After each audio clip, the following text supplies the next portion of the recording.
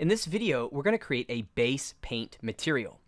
So here I'm going to go to my texture set settings, and we're going to have this base texture set enabled first. So I'm going to solo this just so we can focus on this area here. Now let's close this guy out. Now what I'm going to do is open up my layers, and here I'm just going to dock those to the UI. And then I'm also going to open up my properties here, and let me just left click, tear this off, and just attach that or dock that here into the bottom part of the UI so we have our layers and our properties. Okay, so now that we have our layers palette open, the first thing I'm going to do is create a fill layer. In the UI, I'm going to click the Add Fill Layer button, and that's going to create a fill layer.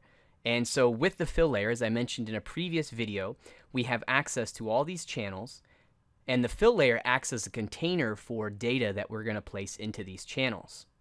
Now in this case, I'm creating the base layer, so I'm not going to use all of these channels. For example, I'm going to just turn off this height and this normal channel, and I'm going to set a color. So let's come over here to the color, and I'm going to click the swatch, and then I'm just going to come into here and choose like a blue value here, just something that I want to work with. Maybe this value will work. Okay, so I've set this blue color. Right below that, I have this roughness slider, and as I drag this towards white, you can see the surface becomes more rough. It's diffusing more light.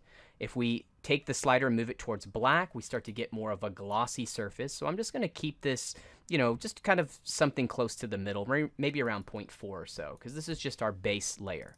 So I'm just going to rename this layer to base. Now for the metal, this is going to represent a dielectric or non-metal, so I want to make sure that my metallic slider is set all the way to black. Now there's so many different ways you can approach texturing here in Substance Painter, and the way that I like to work is I like to stay procedural as I work here in the layer stack. And I'll work this way procedurally to get me to about 80 to 90% of the texturing done. This allows me to work non-destructively as well as very quickly. I can also easily reshare materials across texture sets. Then, once about 80 or 90% of the work's done, I can spend the rest of the time just doing hand-painted fine details to really take this asset all the way to 100% completion. And this is the workflow that we're going to follow throughout this course. So I'm going to be using a lot of fill layers. Now, I want to start to introduce some more roughness. So right now, we just have a uniform roughness. If I hit C on the keyboard, this is going to toggle me to channel mode, and here at the top of the UI under my drop down you can see I'm in the roughness channel. And if I move this slider, you can see that my roughness map is really just a grayscale map. It's going from black to white, and here we have just kind of a mid-gray value. So I'm going to hit M on the keyboard to go back to my material mode, and what I like to do for my roughness is create another fill layer on top of this. Now I'm going to rename this to rough, and I'm going to come into these channels and disable all the channels except for my roughness. And I'm going to build up a couple layers of rough information using some grunge maps that then is going to be layered back down to my material. And I'm going to do that by using a mask. So to mask a layer here in Substance Painter, we can simply just right click on the layer, and we can choose to add a white or black mask or a bitmap. In my case, I'm going to use a black mask, black meaning 100% transparent. Now with this mask selected, you can see that it has this blue outline. The UI has dropped right into paint mode, so I can paint directly into a mask. If I select the layer itself, so again I have the blue outline around the fill, you can see the context sensitive properties panel now switches to my fill settings.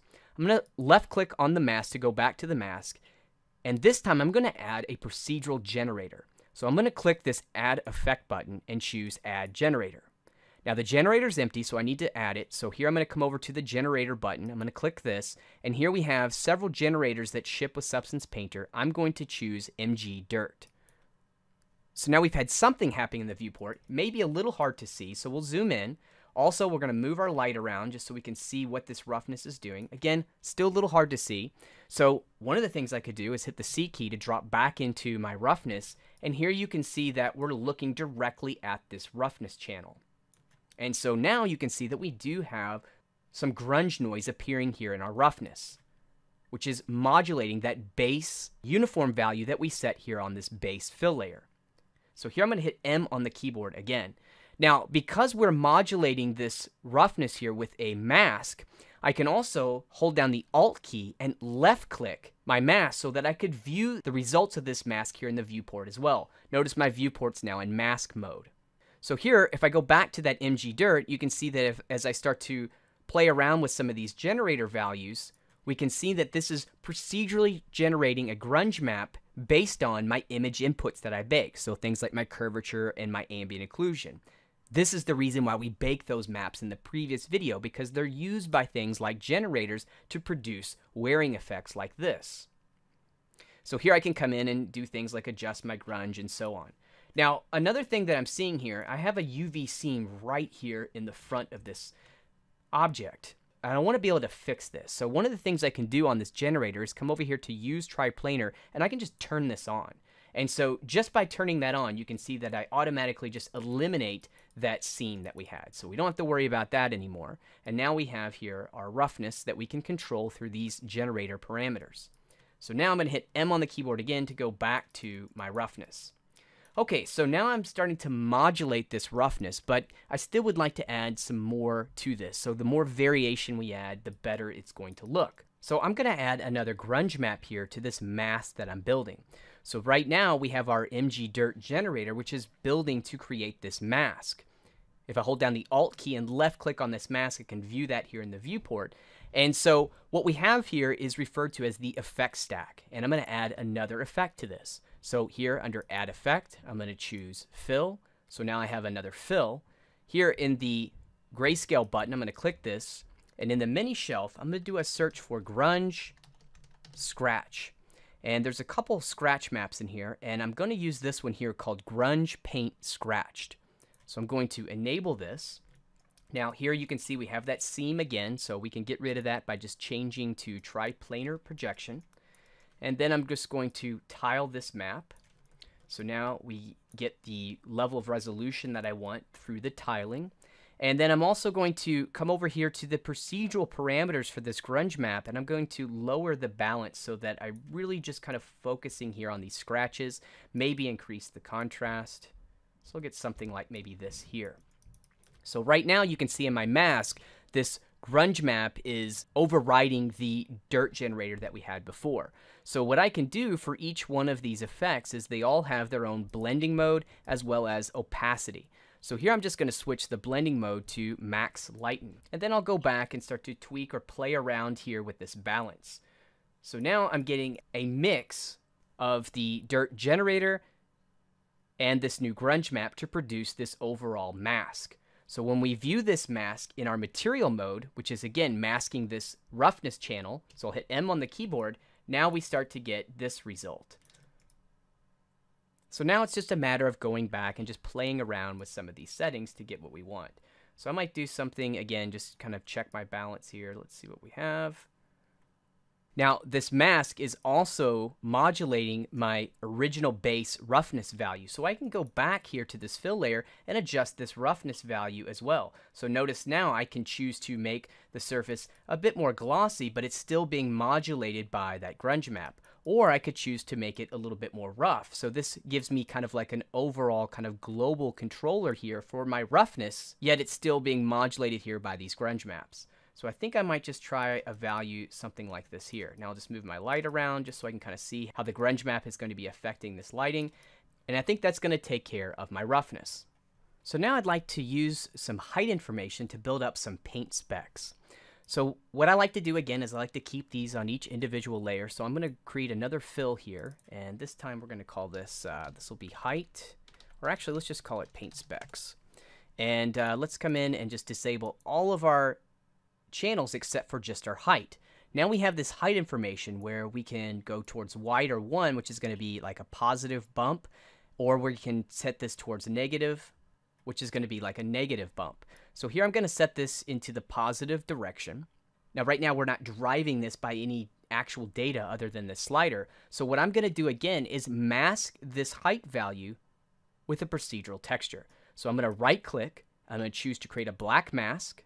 With the mask still selected, I'm going to add an effect, and here I'm going to add a fill. Now let's come over here to the grayscale input, and let's just start to type in, well, we'll just do grunge. Actually here, let's look at another procedural. So I'm going to start to type in procedural, and here we have these black and white spot noises. I'm going to use this black and white spots. Let's go with black and white spots 1. So here you can see that we're starting to get some bumpiness here on the surface. Now we're definitely getting some seam issues, but that's no problem. We can set this projection mode here to triplanar to get rid of that. And we can also come in and start to tile this. So again, if we look at our UV tile, we can get something like this here. Now we have the same situation as before. We're trying to continue to work procedurally with this. So we have a mask. This is the mask that we're creating here for our height channel. And that mask is masking this height value slider that we have here. And like I said, we set this to kind of a positive value, so we're getting this positive bump. So if I start to move this closer to 0, you can see that now, well, the bump effect is being lessened. And if I move it towards the negative, I can now start to create more of a negative bump. So like I said, I still want to keep this positive, but I don't want it to be as intense as it was. So I'm going to keep this height value here closer to the 0 range. And this is exactly what I mean by working procedural. So I have this fill that's modulating everything based on this grunge map. And now I have just this simple kind of uniform slider that allows me to control my intensity value here of this height. Of course, here in Substance Painter, there's always more than one way to do this. So for example, let's say that I had just a set height value. The fill layer is, like I said, a container for these channels. So I could actually go into that container and target a specific channel and then maybe drop its opacity value. So to show you how that works, with this fill layer selected, I'm going to use this drop down here to target my height information. So every time you change this target button, you can see that the blending mode and the opacity is going to change for every channel that's represented inside of this fill layer. Now for height, it automatically defaults to this linear dodge or add mode. But I could come over here to my opacity and just start to lower the opacity, and you can see that gives me kind of the same effect as what I had set up here with masking this height parameter. But again, it always depends on how you want to work. For me, I kind of prefer to just be able to use this kind of global slider here to do that. Okay, so now that I have this set up so far, we have some texture here to this material. I'm going to come back to the mask and go back here to that grunge texture, and I'm going to play around with this histogram position. These are just parameters that are part of this procedural noise. So here you can see that I start to move this position. Now we're starting to just get some of these paint specks here just kind of sporadically placed across the material. And this is more in line of what I wanted to work with. Maybe I'll play around with the disorder just to kind of move this stuff around. So we'll get something like this. Again, just playing around with this histogram position. Okay, so now I have this kind of value. Now I might go back here to my fill layer, and then again, just kind of adjust my height value. Here's a scenario where maybe I'm not getting that fidelity of control that I want from just this slider. See how it's kind of hard to set this value?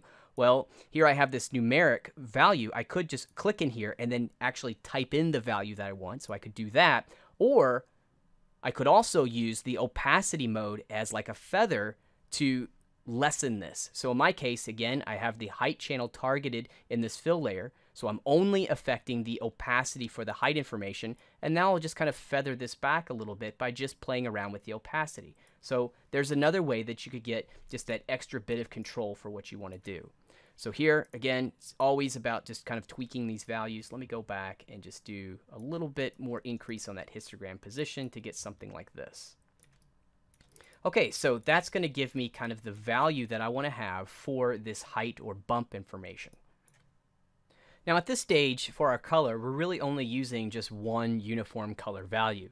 So what I like to do when I'm finished working with targeting this channel here with this drop-down menu, I like to always just quickly set that to base color because I can see my color value here in the thumbnail. So instead of just using this single color value, let's do a mix of a variation of this blue. So what I'm going to do for this is I'm going to create yet another fill layer. This time I'm going to disable all my channels except for this single color channel. Click this color input to bring up the color picker. Now I'm going to use this little eyedropper here. So I'm going to left click and I'm going to keep my mouse button down. And I'm just going to sample this blue here from the thumbnail like this. So now I'm using the same blue, yet now I can just go and just use that to kind of tweak a little bit of these values like this here. Now, one thing that I want to note about this particular color picker that we have here in Substance Painter. So when you're using the color picker window like this, you're picking values in sRGB. But you'll notice down here we do have input fields for this. So we have RGB in these input fields. And you'll notice that the values are like very small, 0.027, 0.073. So the way Painter works at this point, or at the recording of this video, is the color picker, like I said, you're choosing this in sRGB, but these input fields are actually in linear values. So it's just something to keep in mind when you're working. Typically, I just use the color picker here or this eyedropper to sample values. Okay, so now that we have that set, what I'm going to do again is mask this. So we're going to right click, we're going to choose a black mask, and with the mask selected, we're going to choose to create another generator, except this time here, we're going to choose this MG mask editor. So I'm going to load up this generator here. Now this has a lot of settings, but don't worry, we're only going to use just a few in this case. So here you'll notice that we have this curvature setting and this curvature value. So I'm going to set this all the way here to 1, like this. Now it's kind of hard to see what's happening, so what I like to do at this stage is Alt left click on my mask so I can see the mask that's being generated here. So now let's go back to that MG mask editor, and we're going to scroll down to where we have curvature. So we've fully activated the curvature control. And now if we click this drop down here, we have access to all of the curvature sliders. So for example, I'm going to change some of these shape sliders and just get rid of some of these values like this here. So I'll get something like this. Now for the actual mode, it's set just the edges, but I'm going to switch this here to dual. So it's going to work with the cavities and the edges. So we'll get something like this here. Now I can start to again play around with some of these shape sliders. I also have this softness slider here, so we're going to play with that. Here I'm going to come up to my global blur and just kind of blur this a bit. So now we have something like this. So with this set, I'm just going to hit M on the keyboard to get back to my material mode. And just so we can really see what's happening, let's go back to our fill layer and let's go into our color. And I'm just going to lift this color value a little bit more. So now you can see that on the edges, we're starting to get a little bit of kind of like a wearing kind of white color. But I think maybe what I want to do is just change this, maybe go something a little darker, something like this here. So I'm going to try to just do this, which is just giving me a little bit variation on this blue color here. And again, I might just go back and just kind of playing around with some of these color values. I think I'm going to tint it a little bit towards green. So now we're getting something like this here, which is more like kind of like a tarnishing color value. And this is happening just on the edges and also in the kind of the cavity areas. Okay, so this kind of gets us to this point, but again, it's always super, super clean. So what I'm going to do here is I'm going to add another grunge on top of this mask editor and then use a blending mode to combine them, just as we did earlier here. So here I'm going to click my add effect. We're going to add a fill, and then we're going to click our grayscale button here, and let's just do a search again for grunge. And now we're going to try to just find a grunge map that I think might work for this.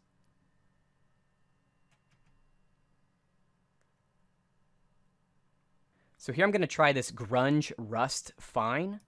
So we'll enable this guy here. And I have this balance control, so we can start to play with this. Also, we're going to want to set this to be triplanar, so we don't have to worry about any seams.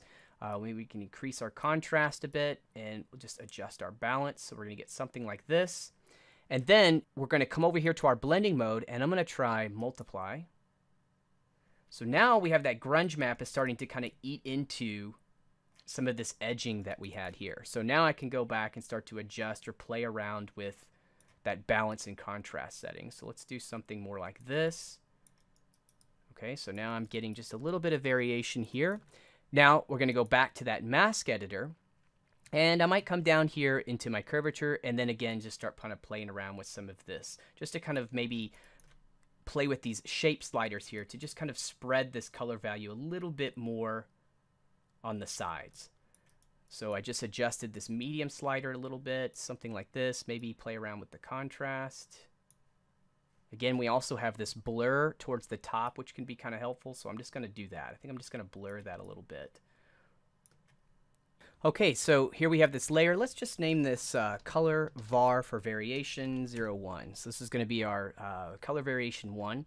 And let's do this again. So here, in this case, I'm going to just right-click this layer that I have, and I'm just going to duplicate it. So I could also hit Control D, but I'm going to duplicate this layer here.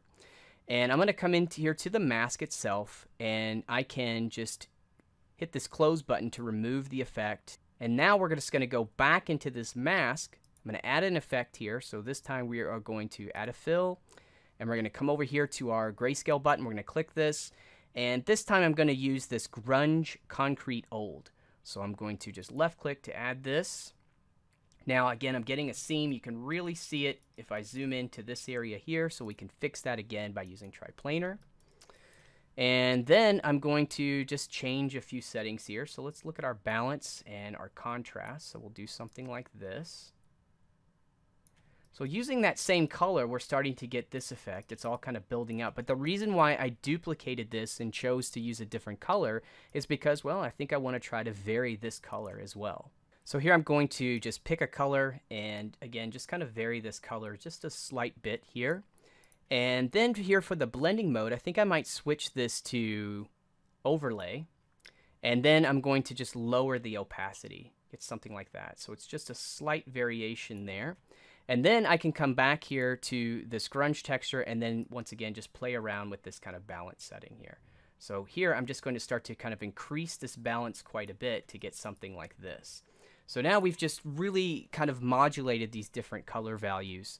So we've got our base color. Here we have a color variation 1, and let's rename this layer here to color variation 2. And again, I might just play around just a little bit more with that overlay mode. So I'll drop that around 16 or so.